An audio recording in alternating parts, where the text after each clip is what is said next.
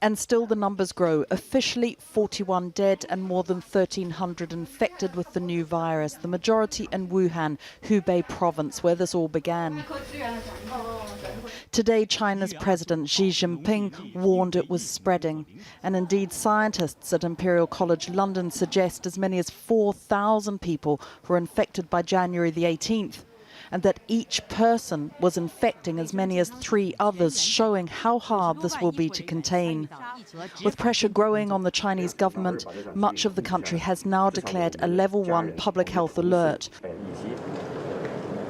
All transport in and out of Wuhan has been stopped. From tomorrow, all vehicle use, including private cars, will be banned from downtown. In the city of 11 million, 6,000 taxis will be deployed to help people get around. It is in quarantine. Wuhan in Hubei province remains the epicenter with the largest number of cases, but there are now reports from across China, and it has spread to Hong Kong and elsewhere in Asia, and further still to the United States, Australia and France, where 3 patients have now tested positive.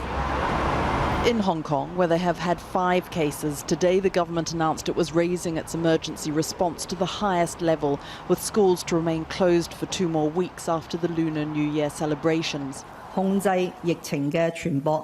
We need to step up our immigration control. We have to control the spread of the disease. First of all, we're going to stop flights and high-speed trains from Wuhan. We will wait until we're fully in control of the outbreak before we resume flights, as well as the high-speed train service. 31 people in the UK have been tested, but all are negative.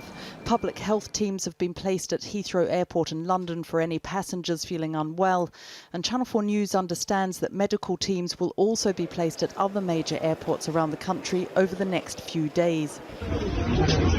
Yet China remains the focus of this outbreak. In Wuhan, their medical facilities are being overwhelmed. They're now building 2 new hospitals to cope, and the Chinese military has sent in 450 medical staff. We will make every effort to mobilize all sectors of the community, both at home and abroad, to make special donations of urgently demanded medical-related materials and relevant drugs that meet the requirements. Unlike influenza, there is no vaccine for this new virus, which has never been seen in humans before. Experts are concerned about how it might mutate. The symptoms include a dry cough and a fever, but people can remain asymptomatic, unaware that they can spread the disease. Tonight, China announced it was suspending tour groups from leaving the country, and the French and Americans are planning to evacuate their citizens from Wuhan, with other embassies in discussions with the local authorities. The increase in the official numbers itself is not currently a sign that the crisis is worsening. It could reflect better monitoring and detection, but nobody is taking any chances. Victoria MacDonald reporting. Well, earlier I spoke to Ben Kavanagh, who's from Ireland and working as a teacher in Wuhan. I started by asking him what the situation was like in the city. Well, where I am is usually quite a busy street.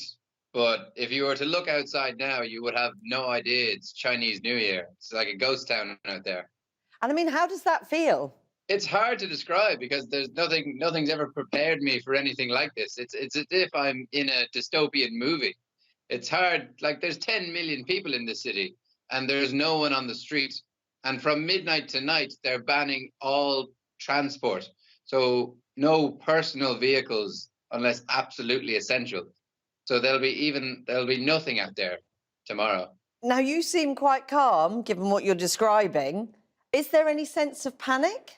As the days go by, the panic seems to be increasing. I try to not worry until it's time to worry. There's no point worrying now. I'm not sick now. I'll worry if I get sick. But yesterday, in an American group chat, the people were freaking out a little bit. Today, just a few minutes ago, people in the British group chat, they were freaking out because the UK government don't appear to be doing anything, while the French and the American governments look like they're taking action for their citizens. Yes, now, I know your stories appeared in the Irish press. Have you heard at all from Irish diplomatic services? Are they giving you any advice? Are they getting in touch to see how you are? I haven't heard anything from anyone, but I also haven't tried to reach out because it's also Chinese New Year. So, consulates and embassies, they're not open today. But for Ireland, I haven't heard from anyone, but I haven't tried to reach anyone. I don't think it makes sense to leave.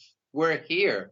And if we left, we would feel better, but then we're only risking spreading the disease. You're there on your own, as I understand it. What, if any, precautions can you take, or are you being told to take, to prevent catching this virus? Well, the best thing to do is stay at home, but unfortunately, that's just not possible the whole time. So when you do go outside, I actually wear swimming goggles, would you believe it? Because that's how the doctors and nurses have been infected, because they're being infected through their eyes. They took precautions for their mouths with masks, but the doctors and nurses were infected in the hospitals through their eyes. So now when I go out, I wear 2 masks and a pair of swimming goggles. It looks silly, but it's the safest way to do it. And how often are you venturing out? Presumably you need supplies. I will be going out first thing in the morning for what I can only describe as a massive shop, because I don't want to have to go out again for a very long time. I plan on bringing my suitcase to the shop so that I can get enough stuff. And that's it. After that, I don't plan on leaving for weeks. So you are literally anticipating having to stay in your flat alone with this stockpile of food ad infinitum at the moment. Yeah, that's it. I got a message from my work and all transport into Wuhan is indefinitely shut down. We don't know when. We have no idea when the end is coming. Because I assume even if you wanted to leave to try to make your way back home or somewhere else, you couldn't at the moment.